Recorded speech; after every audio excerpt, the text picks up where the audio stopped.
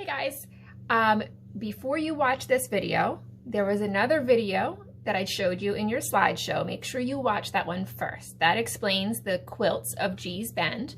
And now I'm gonna read you a story about the quilts. It's told from the perspective of a little girl who's learning from her grandmother. And I know that this is backwards, but it's fine because I'm reading it to you. Stitchin and Pullin, a Gee's Bend quilt by Patricia McKissack, and the illustrations are by Cosby Cabrera. Here we go. Gee's Bend women. Gee's Bend women are mothers and grandmothers, wives, sisters, and daughters, widows. Gee's Bend women are cooks and homemakers, gardeners, church members, choir members, leaders. Gee's Bend women are a talented, creative, and capable makers of artful quilts. Unmatched. Gee's Bend women are relatives, neighbors, friends, same as me. This is the dress that reminded me of Michelle Obama's dress that we saw earlier. Who would have thought? For as long as anybody can remember, the women of Gee's Bend have stitched up quilts to be slept on and under, sat on at a picnic, wrapped in when sick, or covered with while reading on a cold winter night. Who would have thought that one day those same quilts would be hanging on museum walls, their makers famous? Who would have ever thought? Beneath the quilting frame, and you can see her right here, this is the little girl telling the story. Baby girl, that's me, played beneath the quilting frame on a 9-patch quilt my great-great-grandmother and her sisters made when great-gran was herself a baby girl. I remember the warm brown faces of my mama, grandma, and great-gran as they sewed, talked, sang, and laughed above my tented playground. All the while, steady fingers pieced together colorful scraps of familiar cloth into something more lovely than anything they had ever been before. Oh, how I remember. I remember Mama's gentle voice, singing softly, lulling her baby girl to sleep. Something else. My space beneath the quilting frame became too small for growing legs and a questioning mind. Busy threading needles and cutting scraps, I listened and learned the recipes for 11 kinds of jelly, what to do for teething toddlers, how to get rid of mold, and the words to 100 hymns and gospel songs, all the while waiting for my turn. Where to start? Today, Grandma winked at me. There was a promise in her smile. It's your turn. It's your time, she says, to piece your own quilt. How did you begin your first quilt? I asked Mama. She's getting ready for work and the long drive over to Camden, not Camden, New Jersey, Camden, Alabama, but it's also on the other side of the river. So her mom drives to Camden every day. Look for the heart, she said. That's how you begin your first quilt. She pulls me close. When you find the heart, your work will leap to life, strong, beautiful, and independent. Remembering. Mama told me cloth has a memory. I hope the black corduroy remembers that it was once the pants my uncle wore to go vote for the very first time, all clean and new. I hope the pink and green flowered tablecloth remembers the peach cobbler I spilled on it at the 4th of July picnic before my brother went off to school in Boston when we were all still together.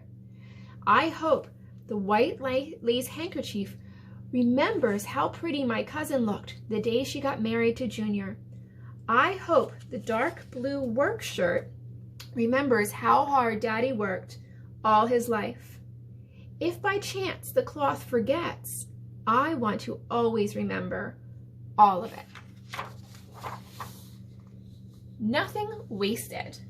Grandma wants me to learn to quilt using the old ways, all by hand, nothing wasted. Her nut brown hands gently unravel the stitches from the hem of an old red and white gingham dress. Stitch by stitch, slowly she backs out of the dress, taking apart what she had put together long ago. Snip, snip, pull. The thread is gone. The dress falls apart. A puddle of red and white gingham on the floor. Gingham is a style of fabric. It's kind of like plaid. It's usually just one color plus white. Okay, that's what gingham is. Now I know a patch of Grandma's old dress will be the heart of my quilt. Puzzling the pieces. A quilt is a puzzle made of cloth. Squares of red and white gingham, solid rectangles, print ones too, dotted triangles, and a few plaids mixed in. This is plaid. Flowers circled and long narrow strips spread out on the floor. Now comes the puzzling, mixing and matching colors, shapes, and patterns, finding combinations of pieces that fit like a puzzle, making a picture, telling a story. The River Island. Grandma says her quilts tell a story, so mine will tell one too. My story. Long strips of brown cotton border 3 sides of my quilt. Here it is right here. Just as G's Bend is surrounded on 3 sides by brown muddy waters, creating a river island, perfect for snakes and alligators. A strip of green is the 4th border, a symbol of the fields where my ancestors worked cotton from can to can't. Can see in the morning until can't see at night.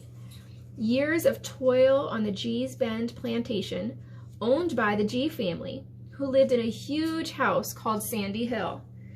Above the green strip, I place 6 squares that form the small communities.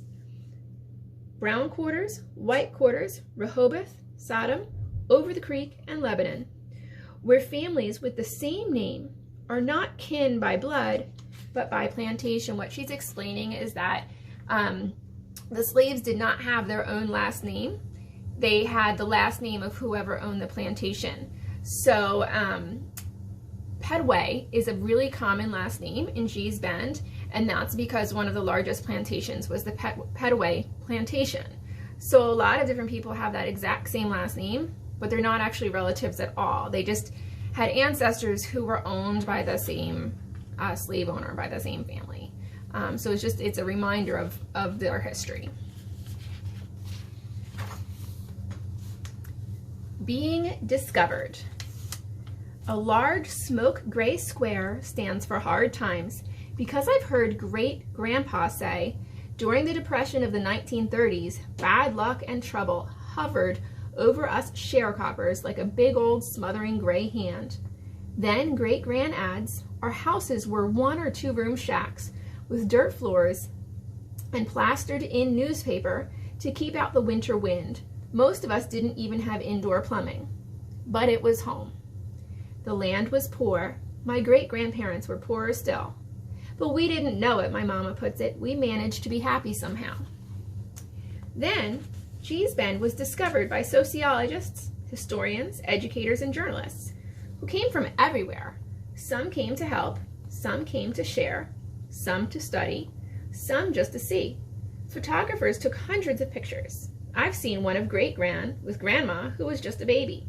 G's Bend got the hiccups from all the excitement of cameras clicking, writers scribbling on pads, people talking breathlessly, never waiting for answers. Then it was over. G's Bend took a deep breath and went back to the way it had been before being discovered.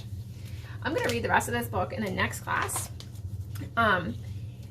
But G's Bend was discovered, they knew it existed all along, but somebody from outside of the community saw the quilts and talked about it in some newspapers and things. And then many, many years went by, and it was the early 2000s when somebody else came by and saw the quilts, and that's when they most recently have been in museums and have gained a lot of popularity since then.